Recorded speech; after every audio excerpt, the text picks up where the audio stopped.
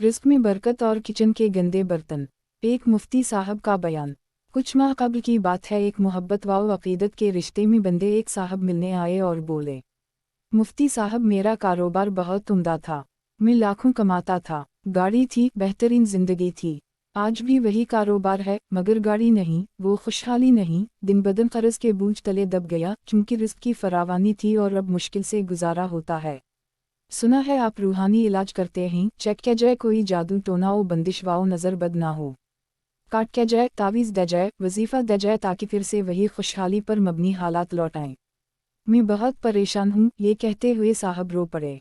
मैंने उनसे कहा, परेशान ना हूँ, मैं आपके घर के बर्तनों पर दम करूँगा, खुशहाली लौट आएगी। इन्होंने कहा कि या मुझे घर के बर्तन लाने पड़ेंगे या आप घर आएंगे। मैंने कहा, ना मैं घर आऊँगा ना आपको बर्तन मेरे पास लाने पड़ेंगे। बस करना ये है धोने वाले बर्तन जब किचन में जुमा किए हूँ तो। इन आलूदा बर्तनों की तस्वीर 3 दिन की रोज़ लें और चौथे रोज़ वो तस्वीर मोबाइल में ले आएं।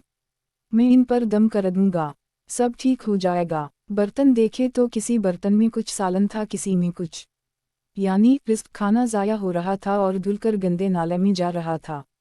मैंने पूछा, ये बर्तन ही इनमें खाना है जैसे सालन वगैरह, इसका किया करते हैं? वो साहब बोले, जाहिर है कि धुलकर ये सब नाली में जाएगा। मैंने उनसे कहा कि मैं दम नहीं करूँगा। इन्होंने वजह पूछी तो किस्सा मुख्तसर। मैंने कहा, आज के बाद बचा हुआ खाना इस तरह बर्तन धुलकर गंदे नाले या कोड़े में नहीं फेंकना, बल्कि बर्तन अच्छी तरह खाना खाते हुए साफ करने हैं। इतना डालें जितना खाना है, और बच जाने वाला खाना किसी गरीब को या छत पर जानवरों, बिल्ली को खिला दें। किस्सा मुख्तसर, रिस्क की बेअदबी ना हो। इन्होंने वदा किया कि आज के बाद ऐसा ना होगा। जो रिस्क की बेअदबी की सूरतें आपने बयान की हैं, आज के बाद इनमें से कोई भी नहीं होगी। मैंने उनकी तसल्ली के लिए 21 दफ़ा बर्तन पर सूरत अल-फातिहा पढ़ दी कि नफ्सियाती तौर पर उनको तसल्ली हो कि वाकई दम किया है। कुछ दिन बाद वो मिलने आए और मुझसे गले मिले और रोना शुरू कर दिया। हाथ चौमे और हद से ज़्यादा अकीदत का इजहार किया और बोले, मुफ्ती साहब अब मेरा कारोबार बहुत बेहतर हो गया, बेहतरीन और बड़े बड़े ऑर्डर दोबारा मिलना शुरू हो गए। आपके दम ने तो कमाल कर दिया।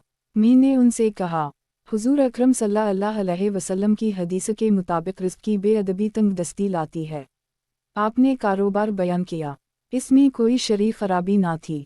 आप नमाज भी पढ़ते हैं तो मुझे उस वक्त आइडिया हवा कि कहीं रिस्क की बेअदबी के शिकार ना हूँ। आपने रिस्क का अदब शुरू किया तो वो वापस लौट आया। बस इतनी सी बात थी। इसने अज़्म मुसम्मम किया कि इंशाअल्लाह मरते दम तक रिस्क के एक ज़रे को ज़ाया नहीं होने दूंगा और उसके अदब व तज़ीम में कोई कसर ना छोड़ूंगा। मैंने कहा, अगर तुमने वाकई ऐसा किया तो वापस गाड़ी भी आएगी और बैंक बैलेंस भी। अल्लाह पाक हमें रिस्क का अदब करने की तौफीक अता फरमाए। आमीन सम आमीन।